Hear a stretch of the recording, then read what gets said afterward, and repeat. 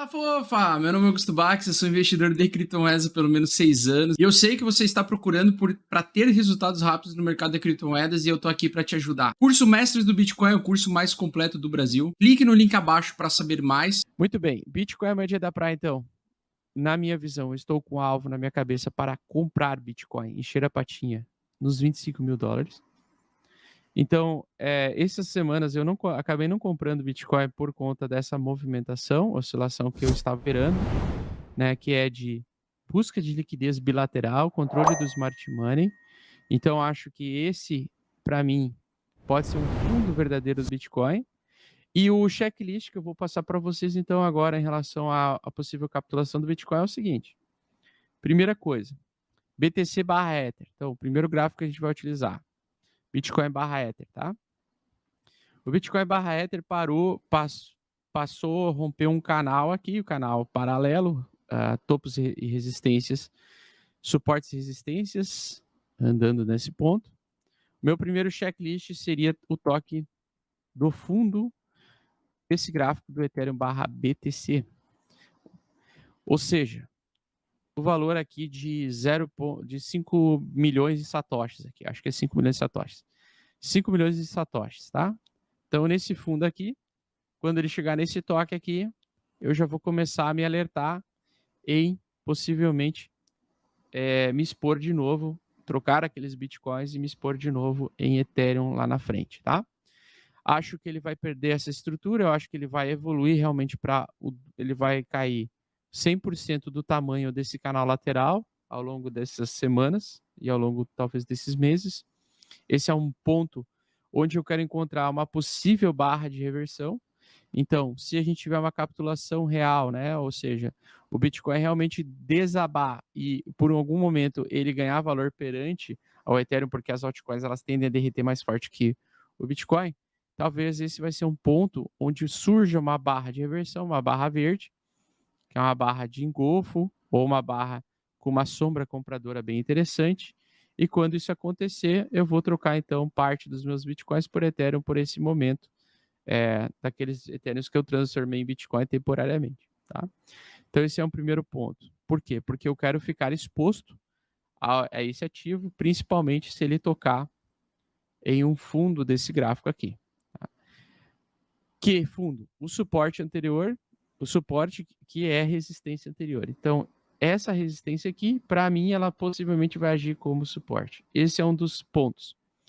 O outro ponto, pessoal, é a Nasdaq, tá? Então, o BTC e a Nasdaq, elas perderem um pouco a direção, elas se descolarem um pouco do movimento. Então, vejam que o gráfico, isso já está acontecendo, tá?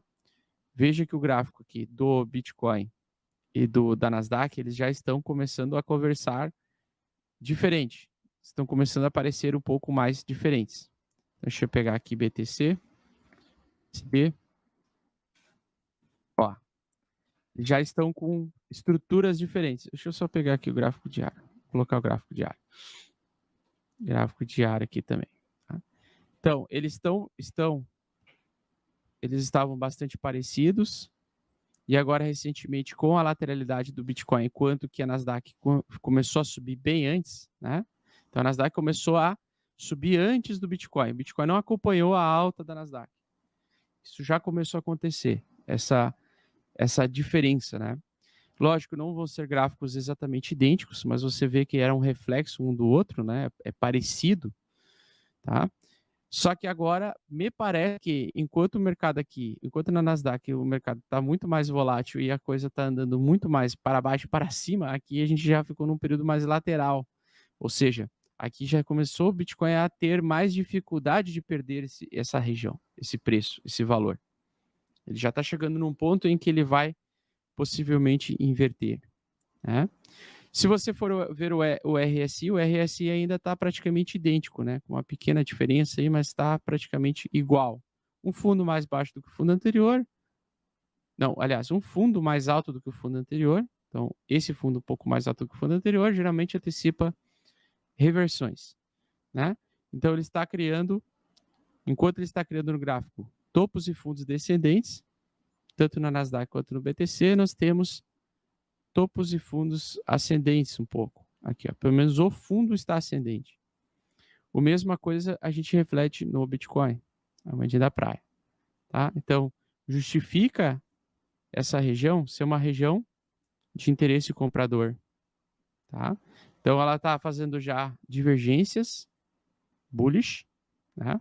Ao mesmo tempo, se a gente for ver aqui, eu até agora vou fechar aqui o gráfico da Nasdaq. Ao mesmo tempo que vemos essa divergência, no caso do Bitcoin, a moeda da praia, a gente tem aqui, ó, no gráfico mensal, no MACD mensal, aliás, no semanal, perdão. No semanal, que é um gráfico extremamente importante, nós temos o quê?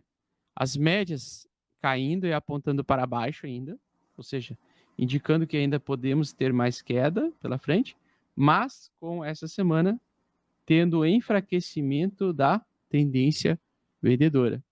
E geralmente o primeiro enfraquecimento, uma das primeiras barras de enfraquecimento da ponta vendedora estimulam o quê? Nos dizem que as próximas semanas podem ser umas semanas de respiro, onde o preço ele chega num ponto de capitulação, ele cai, mas ele começa a andar lateralmente nas semanas. Então ele começa a trazer semanas laterais ou semanas de reversão, semanas de alta, tá? Então semanas laterais ou semanas de alta.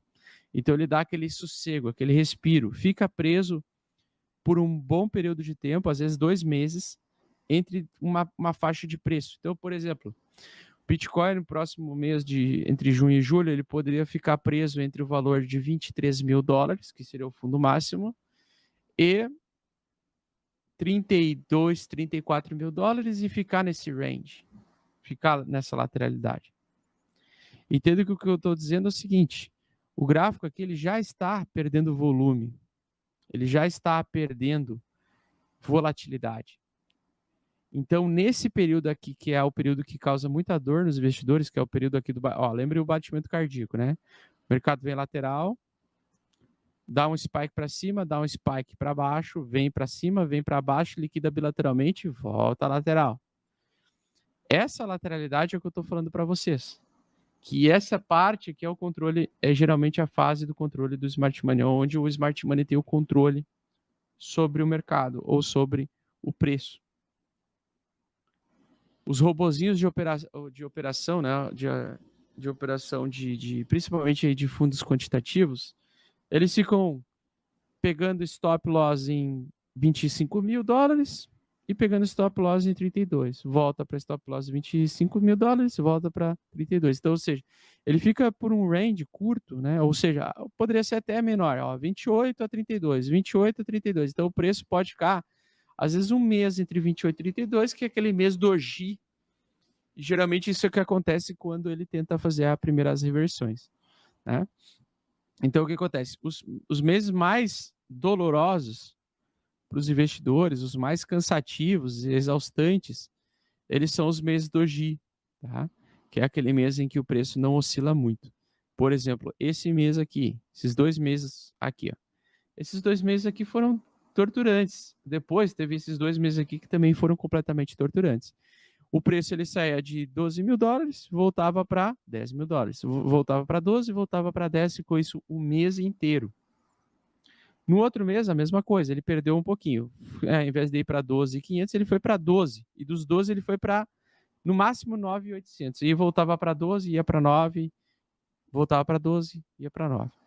Então, o que acontece? Esse é um mês, geralmente, um mês doloroso, né? Aqui tivemos esses meses dolorosos, por exemplo, em outubro e setembro de 2018, dezembro de 2018, janeiro de 2019, fevereiro de 2019, março de 2019, períodos então mais longos e com lateralidades e que causa aquela dor e justamente aquele cansaço, aquela fadiga emocional nos investidores. Onde é aquilo que eu falo, né? O ponto de capitulação máximo, na minha opinião, é aquele ponto onde nós temos o fundo dos deuses, ou o fundo a forte queda e depois uma queda mais branda, uma queda com menos volume, menos volatilidade e menos interesse vendedor, ao mesmo tempo que também não tem interesse muito comprador. E isso fica por 3, 4 meses, né? Então, nós temos, basicamente, que foi o que aconteceu aqui nesse período que vocês estão enxergando aqui. Tá? Então, o que nós temos é nós necessariamente não precisamos sair da condição de queda infinita, em relação à queda infinita, e já voltar a subir. Não, a gente pode ficar um bom tempo lateral. Um bom tempo, então, que bata realmente nesse fundo verdadeiro, e um bom tempo lateral, preso entre preços de contração, de mercado em contração.